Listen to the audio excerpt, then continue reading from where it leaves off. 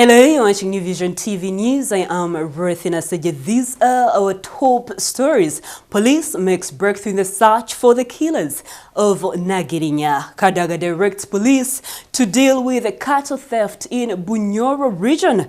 And RUTO clouds the Kanara landing site.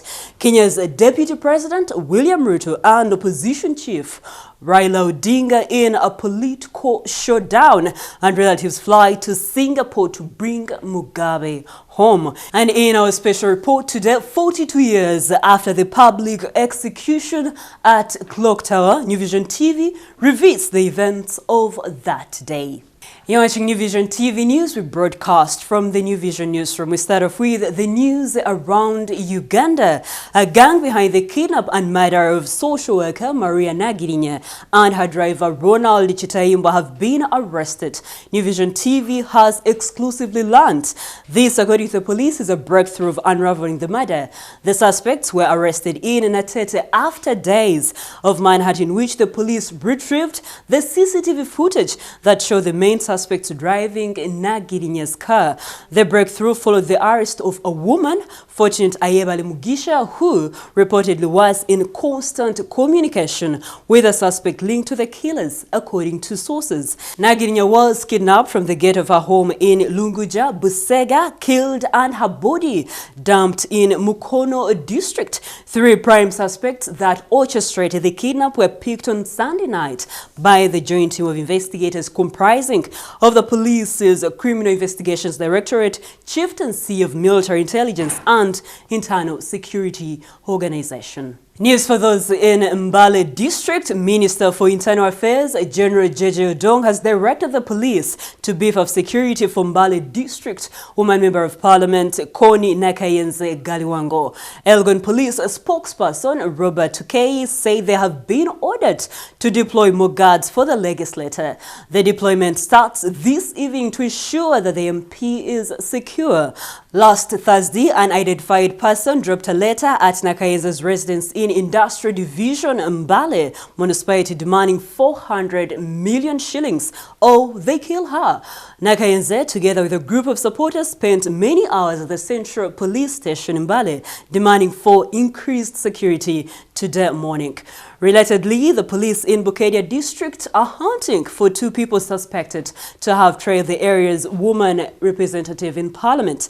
Legislator Anita Amonge said have been followed by strange men on Wednesday night last week. The district's police commander Ezra Tugume confirmed the incident, saying the suspects managed to flee after police tried to pursue them. We now move on to more stories making news around Uganda from Ntoroko district. Fishing activities have stalled on Lake Albert at Kanara landing site in Ntoroko district following an invasion of the water weed.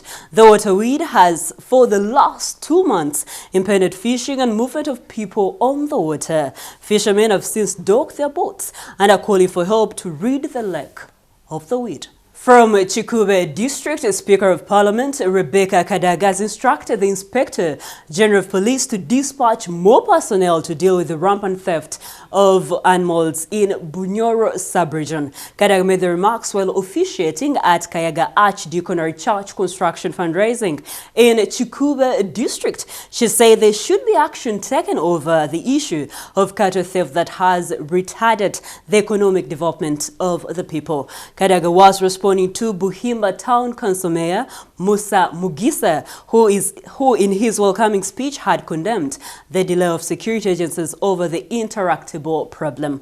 Mugisa said people who steal cattle steal at any price, which affects the markets of the herders. He said families who rely on animals for school fees have seen their children registered at years or drop out of school because of the increasing theft of goats and cows. Moving on to Mayuge District, over 1,500 households in Nachitwalo, Bugunda and Nakavule villages in Kigandalo sub-county in Mayuge District will now have access to safe water after completion and rehabilitation of hand-dug boreholes. The residents have for a while been collecting and sharing water with animals in ponds and swamps. The new water sources have been constructed by Busoga Trust Water and developed Development Organization in an effort to improve access to clean and safe water. News from the capital, Kampala. The belief in vocational skills as a contributor to national development paid off for 8,480 females who are the latest certified beneficiaries of the Presidential Initiative on Skilling the Girl Child Project. This lot joins thousands before them in a project under the watchful eye of President Yoweri Museveni. On Sunday, the head of state presided over the eye-catching graduation ceremony conducted at Kololo Independence Grounds in Kampala. Graduates comprise students from both 2018 and 2019 intakes.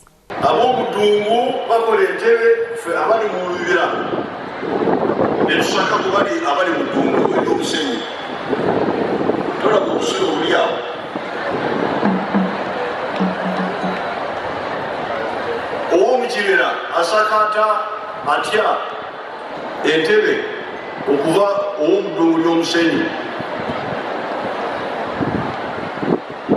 entebe tulina okuzikolera wano bala yabavubuka.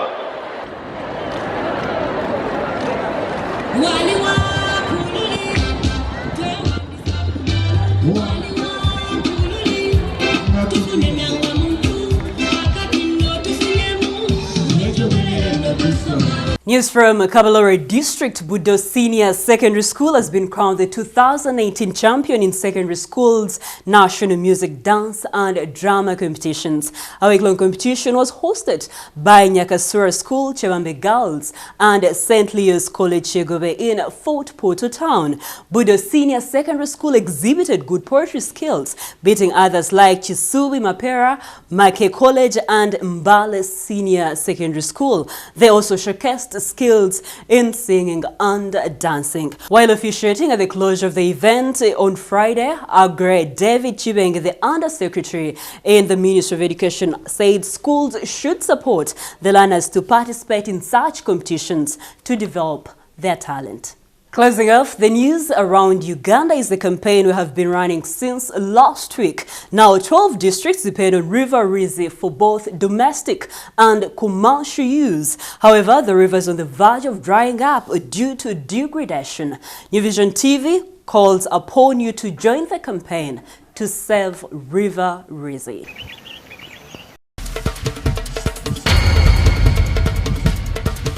We now move on to news around the East African region, starting off from Kenya. Daggers are drawn for a showdown in Kibera, putting Deputy President William RUTO and Opposition Chief Raila Odinga after ODM's successful nomination on Saturday. Buoyed by historic peaceful nominations, Raila's party that has chosen Bernard Okoth, popularly known as Imran, to fly the ODM flag, has warned RUTO for a bruising battle in the November 7th by-election. Okoth is the brother to the late Kibera MP Kenneth Okoth, who died last month. Closing off the news around East Africa is a story from South Sudan. Rebel leader Riek Machar has made his first visit to Juba in a year for talks with President Salva Kiir. Government and opposition sources told AFP the meeting comes as a November deadline looms to form a power-sharing government, a key plank in the 2018 peace agreement that has been delayed by disputes. Kiir has not been seen with Machar since the pair met in the Vatican in April, when Pope Francis stunned the world by kissing the feet of two men accused of responsibility of heinous war crimes. In news around the world, we start from Mauritius, where Pope Francis arrived this morning on the final stop of the three-nation Africa tour, where he is expected to celebrate the diversity and tolerance of one of the continent's richest, most stable nations. Thousands of faithfuls gathered in the capital, Port Louis, some before dawn, waiting for the Argentine pontiff to address the small Indian Ocean island, a melting pot of religions and ethnic groups. The Pope will celebrate Mass at the Mary Queen of Peace Monument, the same hillside location where John Paul II celebrated the Eucharist during the last papal visit in Mauritius in 1989. Majority of the people on the island are Hindus. From Zimbabwe, close relatives and government officials flew out of Zimbabwe today to collect the body of ex-President Robert Mugabe from Singapore, where he died last week, his nephew said. Mugabe, a guerrilla leader who swept to power after Zimbabwe's independence from Britain and went on to rule for 37 years until he was ousted in 2017, died on Friday, aged 95. A charter flight left Harare today and is expected to return home on Wednesday. The former president, Robert Mugabe, is expected to be buried next week. He is loved and hated in the same measure. News from South Africa. At least one person was killed and 5 others injured in Johannesburg on Sunday, police said, after security forces clashed with looters in the latest outbreak of xenophobic violence. South Africa's biggest city and other areas are hit in a surge of attacks against businesses owned by migrants in the last week, leaving at least 10 people dead and prompting protests from several African countries. Riot police fired stun grenades and rubber bullets on Sunday to break up crowds targeting shops in the city's central business district, police has said. Closing off the news around the world is a story from the Philippines. First cases of African swine fever have been reported. Philippines becomes the latest country hit by the disease that has killed pigs from Slovakia to China, pushing up pork prices worldwide. The virus is not harmful to humans but causes hemorrhagic fever in pigs that almost always ends in death. There is no antidote or virus, and the only known method to prevent the disease from spreading is a mass cull of affected livestock. That is all I had for you in the news around the world. We now take a short break, but when we come back, we'll take a look at the news in business.